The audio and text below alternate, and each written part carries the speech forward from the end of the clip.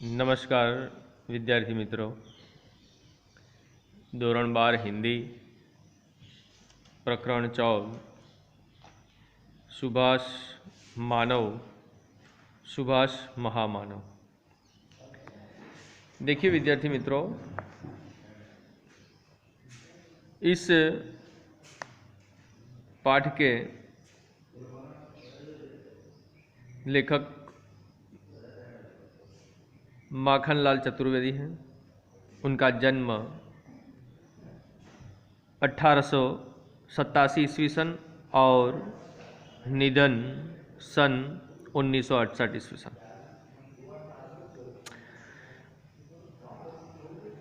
इस पाठ में सुभाष मानव सुभाष महामानव चतुर्वेदी जी की सुभाष बाबू के प्रति श्रद्धांजलि है, जिसमें सुभाष बाबू का चरित्र विश्लेषण करते हुए उन्होंने उनके संघर्षमय जीवन के चित्र उभरे हैं।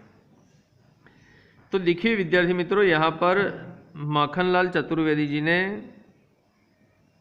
जो सुभाष चंद्र बोस के नाम से हम जानते हैं, उनके बारे में, उनके प्रति श्रद्धांजलि उन्होंने अर्पित की है।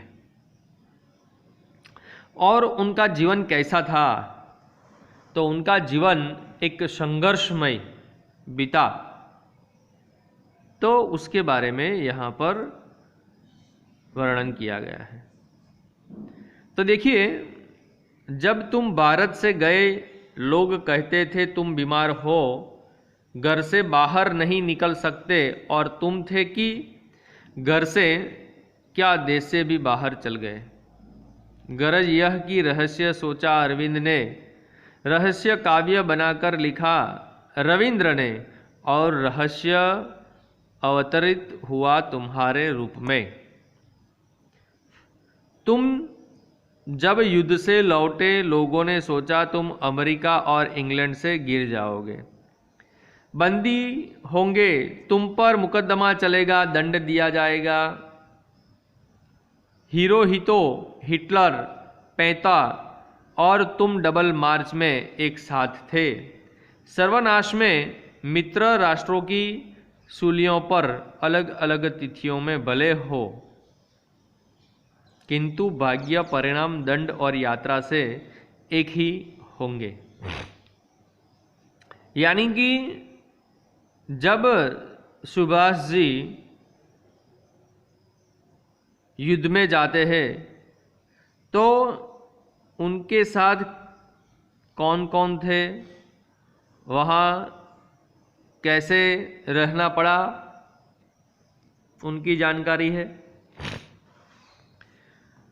किंतु फिर तुम्हारा विमान चला, अपने सिपाहियों से विदा लेकर किसी अज्ञात लोक को। लोगों ने कहा कि वह विमान गिर पड़ा, विमान टूट गया, तुम गिर गए। तुम अज्ञात लोक के यात्री, अनंत लोक के यात्रापथी हो गए। तुम्हारी मृत्यु पर कुछ के जी में कांटा चुभ गया, कुछ के जी से कांटा निकल गया। किंतु तुम्हारी मौत पर देशवासियों ने विश्वास नहीं किया। वे सोचते रहे और सोचते रहे कि किसी दिन किसी देश में, किसी वेश में तुम जरूर मिलोगे। किंतु तुम तो रहस्य हो न, जीवन में मरण में तुम्हारा स्वभाव कैसे बदलेगा। एक बात सच है, भारत का भाग्य बने, भारत का भाग्य बिगड़े। तुम अब उस निर्माण के हिस्सेदार नहीं हो सकते। तुम दुनिया से हटे या न हटे, विश्व गति के पर्दे से हट गए। कैसे कठोर निर्णय हो रहे हैं, आंसुओं को हंसते, मृत्यु को मुस्कुराते, और निर्माणों में भूकंप आते जगत देख रहा है। तुम लोगों के मन पर हो, जीवन पर छाए हो, क्योंकि तुमने भारतीय जीवन को युद्ध के बीचों बीच जीवित किया है। तुम भारतीय विश्वासों पर हरिया रहे हो, क्योंकि स्वतंत्रता मिलने के दिन वे तुम्हारे प्रयत्नों का मूल्य चुकाना चाहते थे, किंतु तुम न थे, तुम पास न थे, रहस्य पर भी क्या किसी का कहना होता है। तुम भारतीयों की कल्पनाओं पर छाए हुए हो। अब शहगल, ढिल्लन, अबुल रहमान, शाहनवाज शिंदे के होते हुए भी यादें आकाश में तुम्हें खोजती है। पुकार की वाणी मानो कहीं से टकराकर लौट आती है। आंखों में कोई दिखता है किंतु बाहें खींचकर उसे हृदय से नहीं लगा पाती। श्रद्धा संजोने की नियति आज्ञा नहीं देती, वह तुम्हें सामने लाकर खड़ा नहीं कर देती है। श्राद्ध करने को भारतीय मन राजी नहीं होता, वह मानता है कि तुम जहाँ कहीं हो अवश्य। देखिए विद्यार्थी मित्र, यहाँ पर चतुर्वेदी जी हमें यह बताना चाहते हैं कि सुभाष जी न होते हुए भी हमें ऐसा एहसास दिलाते रहते हैं कि वो हमारे पास है। तुम रहस्य हो गए।